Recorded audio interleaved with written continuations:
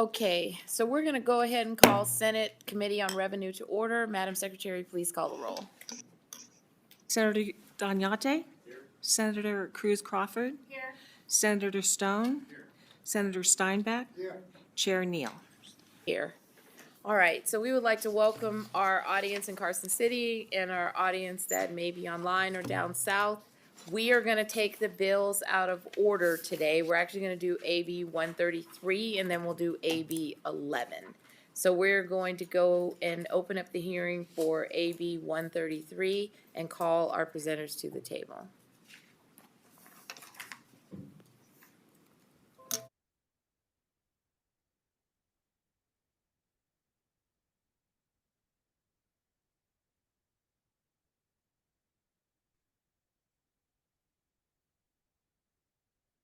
Thank you, Chair Neal and Vice Chair Donate and committee members for hearing our bill today.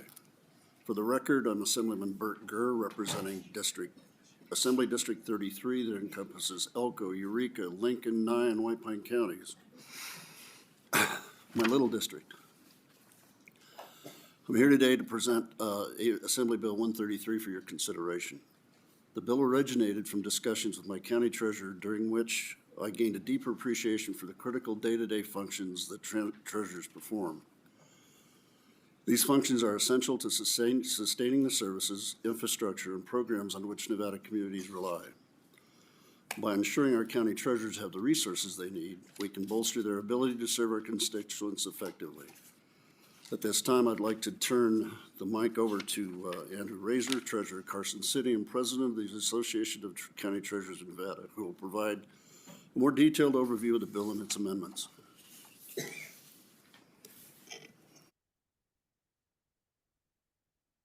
afternoon. For the record, Andrew Razor, Carson City Treasurer and also President of the Association of County Treasurers of Nevada.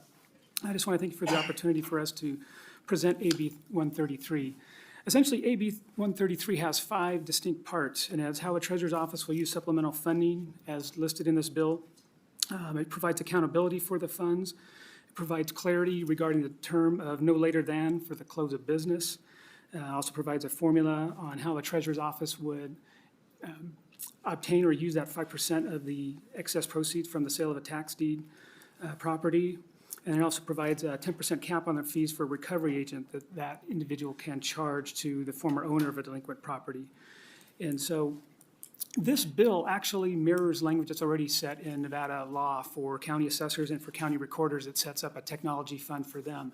And so by establishing a technology fund for county treasurers, this would actually provide us the opportunity as well to supplement funding or obtain funding so that we can provide treasurer functions in a better way or a more efficient way, especially as it relates to technology. Usually technology, we're dependent on what the county can provide to us, and having the supplemental funding will allow us to make processes more efficient, such as for updating records. For example, Carson City, we had a records request where the individual wanted tax records going back to 1990. Some of those records we do have, they're available to present, but some of them are on microfiche, which now means we have to convert that over to a new format that's up to date. And so that is not only takes time, but it also takes the money to now get the funding to do that. And so one of the things about this tech bill is originally the 5% fee would have been set at the front, but the Treasurers Association amended this to have that 5% fee at the end. And so if you're not familiar with the process, it's pretty straightforward under NRS 361-610. It's just that when a treasurer's office has to sell a property that is delinquent on the tax payments for that process, it actually takes several years. It's just not if somebody misses a payment, we automatically would sell the property. It takes up to 3 years before we would actually issue the deed to now take that property to a tax deed sale. And once the property is sold, the excess proceeds that are developed after the county treasurer's paid off any of the remaining property taxes or other fees that are owed to the county, that's set aside for 1 year under Nevada law, and that allows the former property owner, anybody who has claim to it, to submit a legal claim to the county treasurer for review, and then the county treasurer, if determines that the claim is legitimate, would then pay those excess proceeds. So for this bill, a county treasurer would not get that 5% funding unless the excess proceeds already had been in that account for 1 year after the quitclaim deed was filed. So it's just not automatic. There's actually a 1-year period before the treasurer's office would actually get that 5% fees. And so to kind of put it in perspective, if you had $100,000 in excess proceeds that sat in a separate account for 1 year and nobody made a claim, and then by NRS 361-610, that automatically reverts to the property of the county, $5,000 would go to the county treasurer for the establishment of that tech fund, and the remaining $95,000 would then go to the county general fund. And so it's not a significant amount when you look at it as far as that 5% going to the county treasurer versus that 95% that then goes to the county general fund. And so that's essentially the formula for that tech fund, how it is received the revenue. And then, of course, the other provisions in that would also define the close of business or not later than close of business, because there are several treasurer's offices throughout the state of Nevada that are open past the 5 p.m. Mark as set by Nevada law. And so this allows those treasurer's offices that are open till maybe 5:36, that for individuals that are delinquent on their tax payments and under certain provisions of the law where it says they have to submit a payment by 5 p.m., this would actually provide them a little bit more time to submit the payment so that it's not right at 5 p.m., but at the close of business for that treasurer's office. And then the other provision, of course, would be allowing that a recovery agent. There's a lot of individuals that get involved with excess proceeds where they will research the former owners or whoever might have a legal claim and then reach out to them saying, if I process this claim for you, you would give me so much of the fee, and then you'd get so much back in those excess proceeds. And this caps it at 10% so that it makes it more consumer protective for those former property owners. At this time, if you have any questions, I can answer those about the provisions of AB 133 or the intended uses of technology in this bill.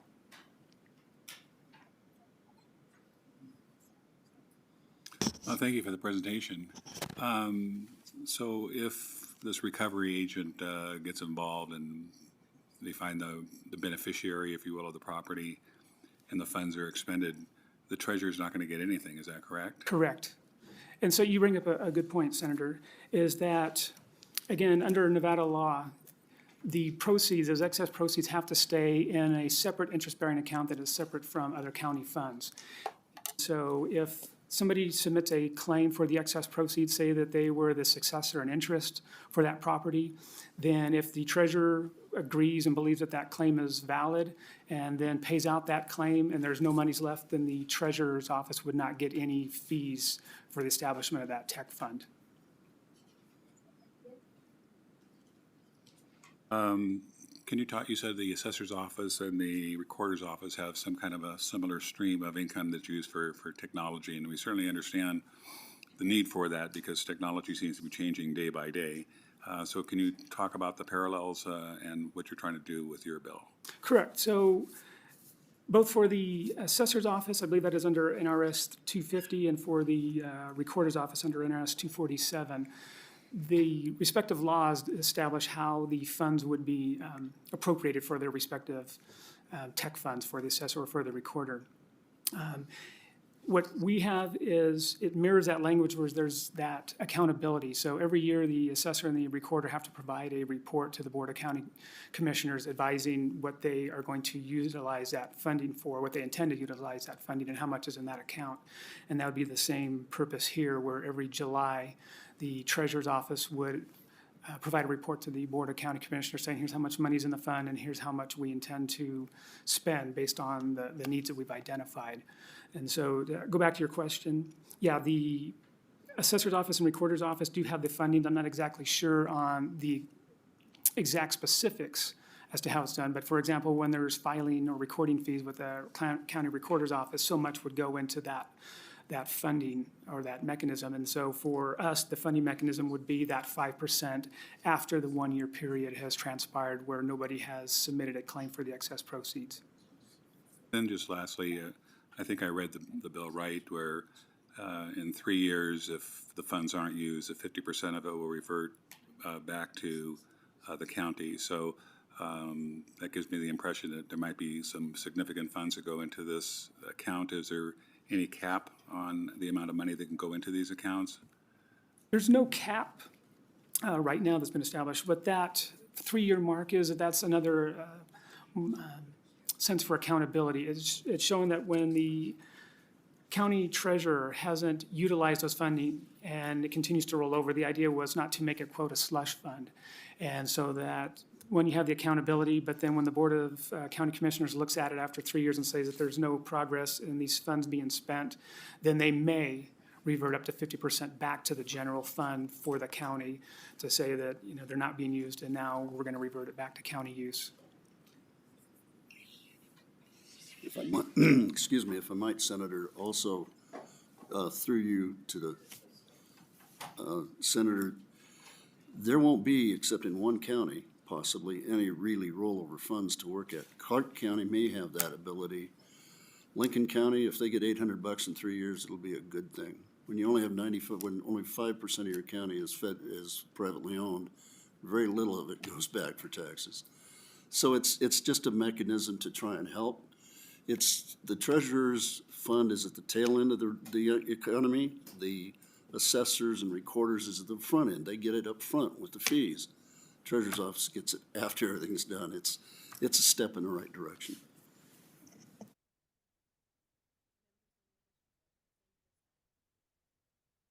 Thank you. Thank you for the presentation. I was just curious on the 10% commission cap fee, where you arrived at that number, and is that consistent with other states? I'm not sure about the other states, Senator, but in other counties, when I've talked with my counterparts, such as in Elko or Clark County, that they've seen it where, especially for undeveloped properties, and the way that the current law is written is that for a recovery agent that is looking to obtain funding to provide back to a former property owner or somebody who has a legal claim, that they could charge excessive fees over 30%. And so the idea with that 10% is limiting the amount that they would be able to charge and put it back to both real property and to undeveloped property. Okay. Thank you.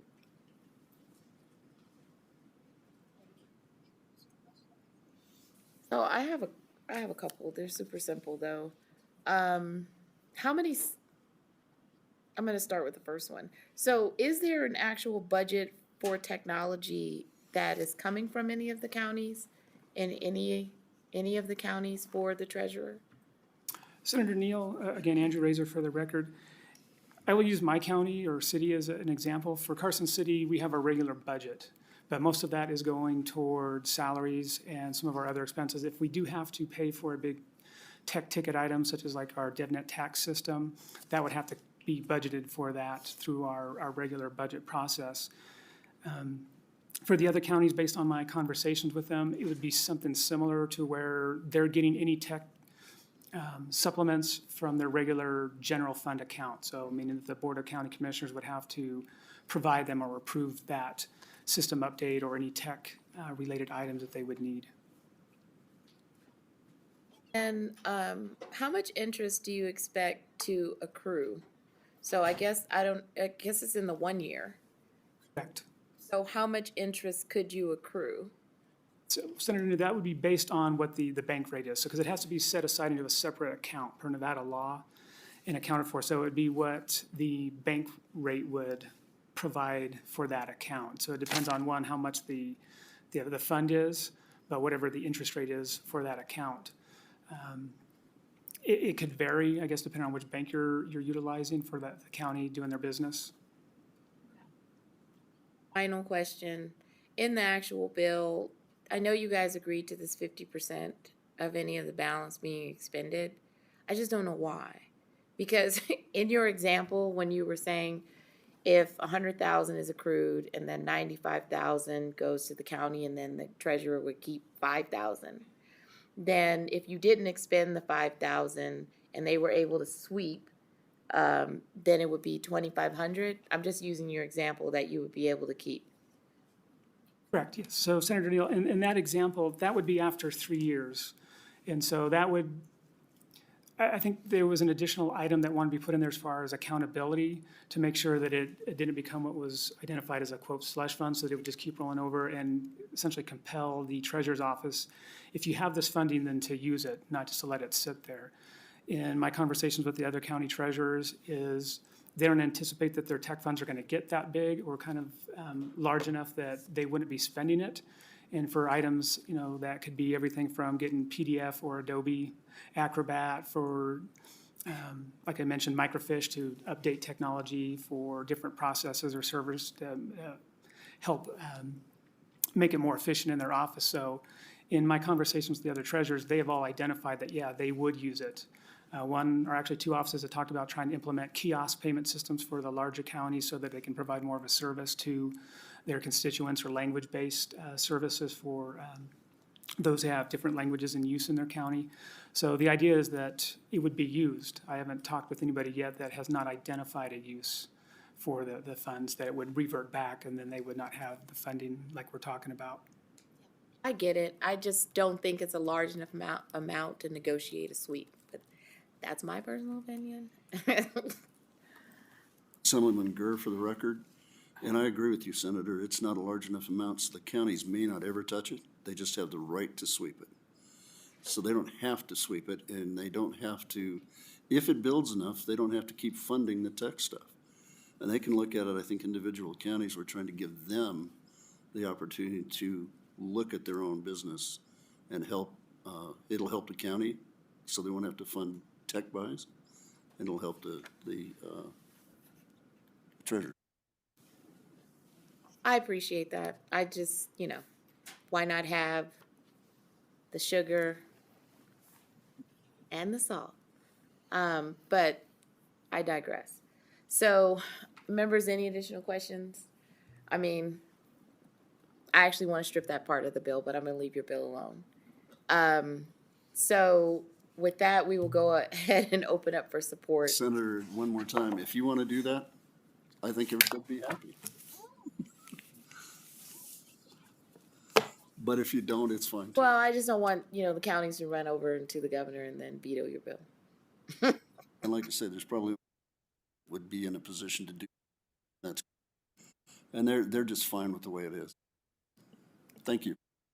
All right, so with that, we will open up for support on AB 133.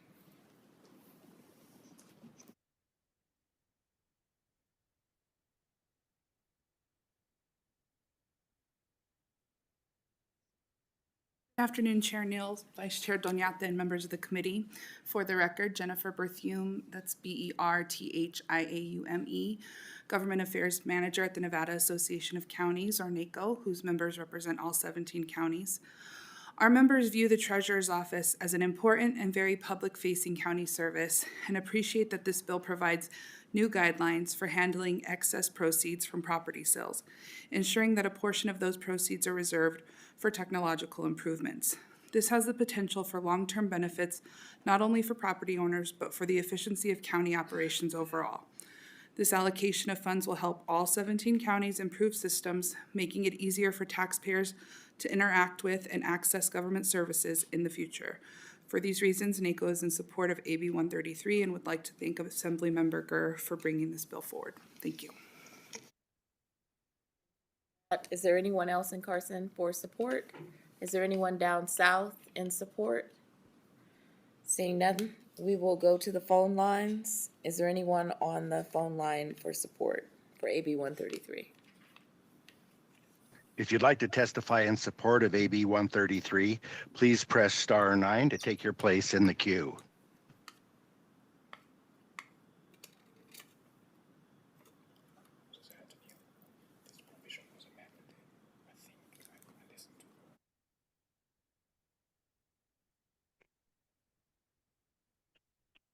Good afternoon, Senator Neal and members of the committee. My name is Rona Leckenberry, RHONALECUMBERRY. I am the treasurer for Humboldt County. I'd like to thank you for hearing AB 133 today. I am calling in support of this bill. I'd like to thank you again for your consideration and thank Assemblyman Gurr for his support. Thank you.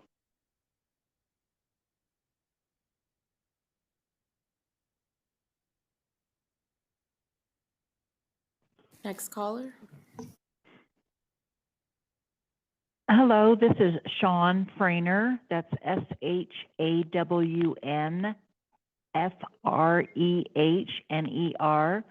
I am the Lincoln County Treasurer, and I would like to show my support in this bill for the Treasurer's Technologies Fund.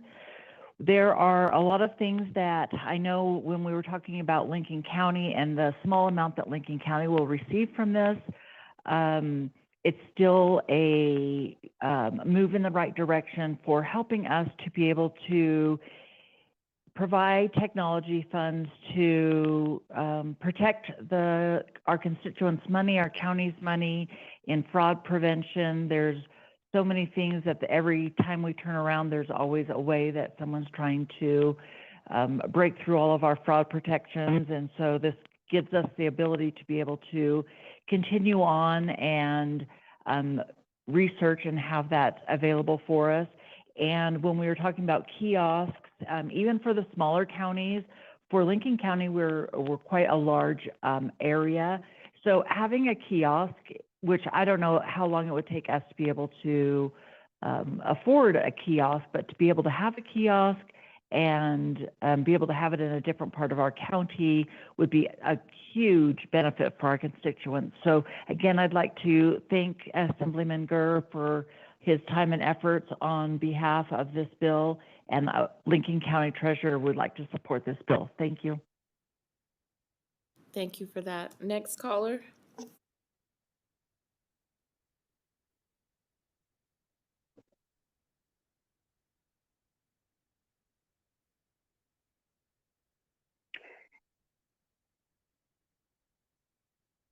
Please go ahead, caller. You may need to unmute your phone. Good afternoon. My name is Cheryl Paul.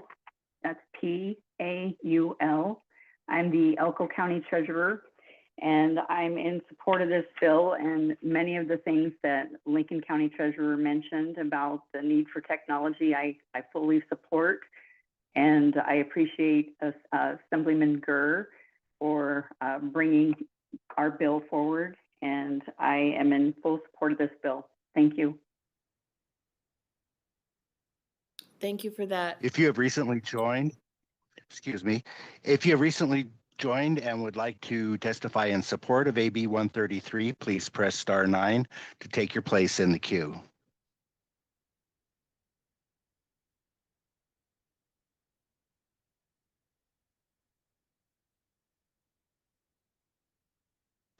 Thank you, Chair. The public line is open and working. There are no more callers at this time.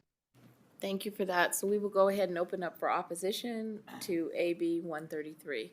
Is there anyone here in opposition in Carson City to AB 133? Seeing no opposition, is there anyone down south in opposition? Seeing none, is there anyone on the phone line in opposition to AB 133? If you'd like to testify in opposition to AB 133, please press *9 to take your place in the queue.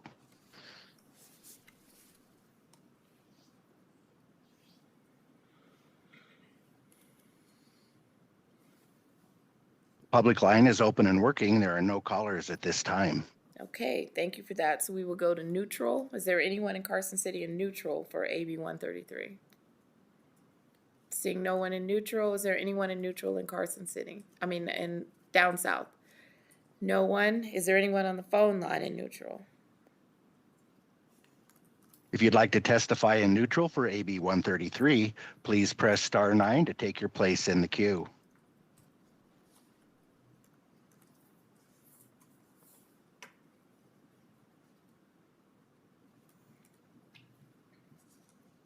Public line is open and working. There are no callers wishing to testify in neutral at this time.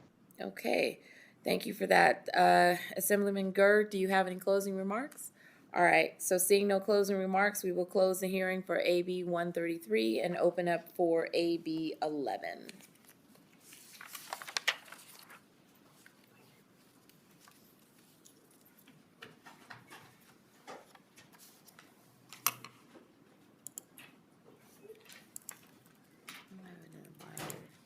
It's becoming too book.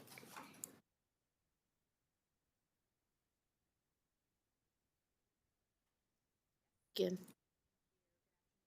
Members of the committee. For the record, my name is Yvonne Navarez-Goodson. I am the Chief Deputy Executive Director for the Department of Taxation. I'm presenting here today on behalf of Director Hughes, who extends her apologies. Her flight was a little bit delayed to Vegas, so you get me today. We'd like to present Assembly Bill 11. It's a simple change to timing when the department is required to provide its proposed budget and proposed BDRs to the Nevada Tax Commission in an open public meeting. NRS 360.105 requires the department to submit to the Nevada Tax Commission at a public meeting conducted pursuant to NRS 361.455, which does occur on June 25th of each even-numbered year, or sometime in June if that meeting occurs on a weekend, a copy of its proposed budget for the department and the legislation proposed by the department. The department is subject to conflicting statutes regarding the existing date by which it must publicly provide these documents to the Nevada Tax Commission in the open public meeting.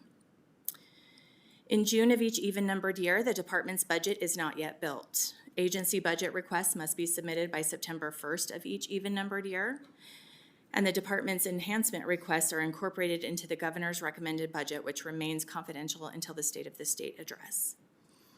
Additionally, the department's bill draft requests have not even been approved by the governor's office before the June meeting of the Tax Commission of each even-numbered year.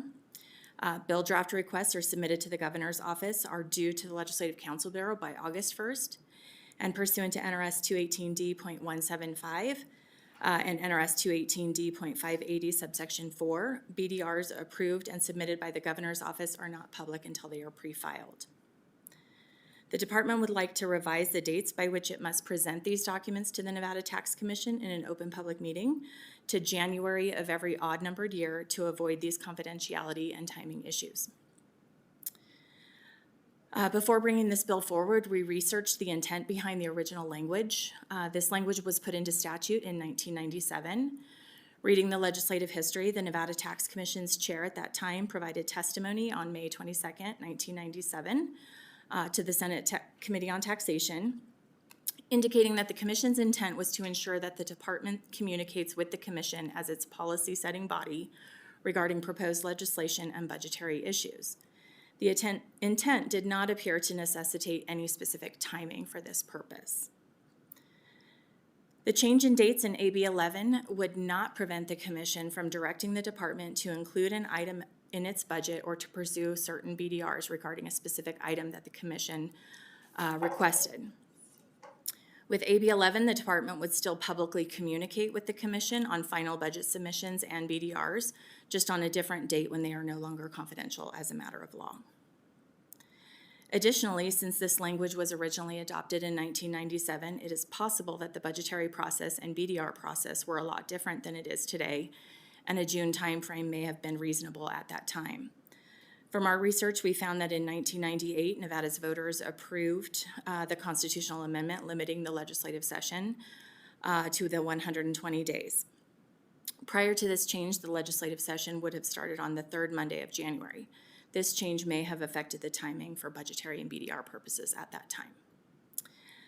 So before I conclude, very quickly, the provisions of AB 11, Section 1, changes the date to submit these reports to January of each odd-numbered year, and Section 2 simply makes this act effective upon passage and approval. And with that, Madam Chair, we'd be happy to take any questions.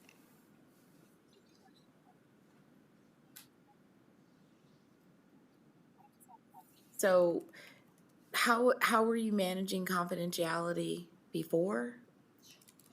You again, Yvonne Navarez-Goodson, for the record.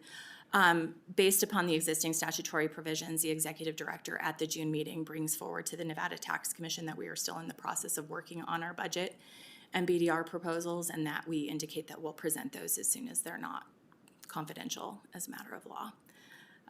And certainly the Tax Commission has been able to publicly give feedback to the director about any proposals that it would like to see in that budget. You guys just basically delayed the conversation. Just classic Nevada. All right. So then, I mean, those are my only questions related to this. I mean, I might have one more. So, do you realize that the Tax Commission meeting is scheduled within the 2-week period before the beginning of the legislative session?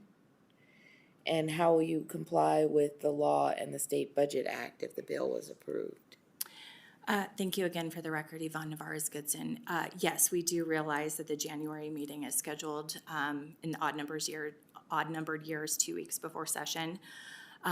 We will, number one, have communicated our intent for budget and BDRs with certain members of the commission. We just wouldn't do it in a public meeting or with a quorum for purposes of complying with open meeting law, but we would have that meeting at that point. We would presumably delay that meeting until after the State of the State address, if it was to happen sooner, so that we could publicly disclose what is in the department's budget at that point with governor's recommended budget. So you'd be ready for the pre-budget hearings? Because normally, so after the State of the State, we're doing the pre-budget hearings, and then Department of Tax is presenting their budget to the legislature based on GovRec or some form of GovRec, unlike what you know and understand, and what the GFO has tentatively agreed to without any changes or amendments. And so you guys would be ready to come in and present what your potential allocations are and budget to the legislature? Because normally we meet, what, about six days after the State of the State? Yes, thank you again for the record, Yvonne Navarez-Goodson for the Department of Taxation. Yes, in my experience, we've always been ready for the pre-session budget hearings, and because that's after the State of the State, we really don't have the confidentiality issue at play at that point, because the legislature is then aware what's in the governor's recommended budget. So I don't foresee a timing issue as far as that's concerned, because presumably we would be knowing when the governor's budget would be coming out as public and already have committed to scheduling that NTC meeting, the Nevada Tax Commission meeting. All right, so seeing no additional questions, we will go ahead and open up for support for AB 11. Is there anyone here? Ooh, This chair is a little wobbly. Excuse me. Is there anyone here in support of AB 11 in Carson City? Seeing none, is there anyone down south in support of AB 11? Seeing none, we will go to the phone lines in support of AB 11. If you'd like to testify in support of AB 11, please press star 9 to take your place in the queue.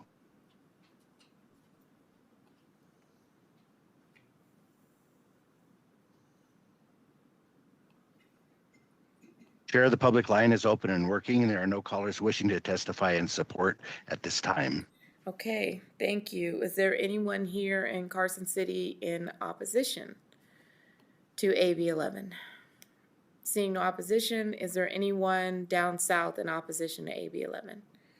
Seeing no opposition, we will go to the phone line. Is there anyone in opposition to AB 11 on the phone line? If you'd like to testify in opposition to AB 11, please press star 9 to take your place in the queue.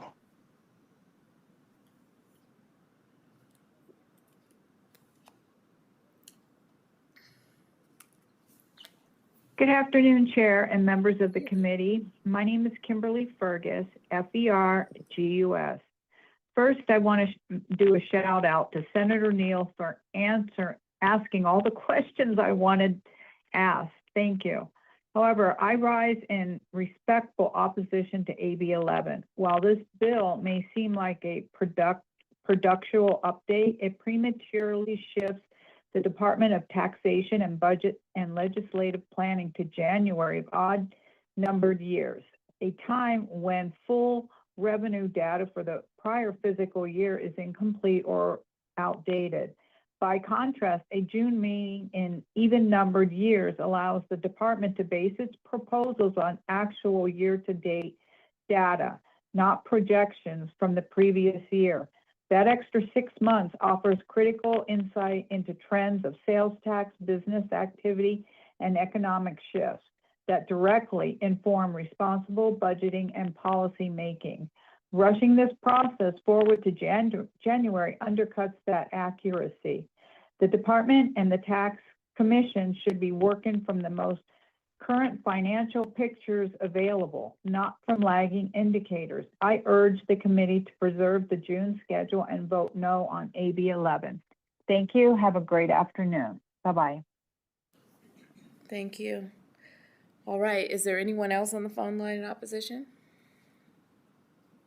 The public line is open and working. There are no more callers in opposition at this time. Thank you for that. So is there anyone in Carson City in neutral to AB 11? Seeing no one in Carson City, is there anyone down south in neutral? Seeing no one, is there anyone on the phone line in neutral? The public line is open and working. There are no callers at this time. All right, thank you for that. Would you like to do any closing remarks on AB 11? All right, seeing no more remarks on AB 11, we will close the hearing on AB 11, and we will now open up for our last part of the meeting, which is public comment. Is there anyone here in Carson City for public comment? Seeing none, is there anyone down south for public comment? Is there anyone on the phone line for public comment? Our phone line is open and working. There are no callers on the line at this time. All right, so that concludes our business. We will adjourn Senate revenue.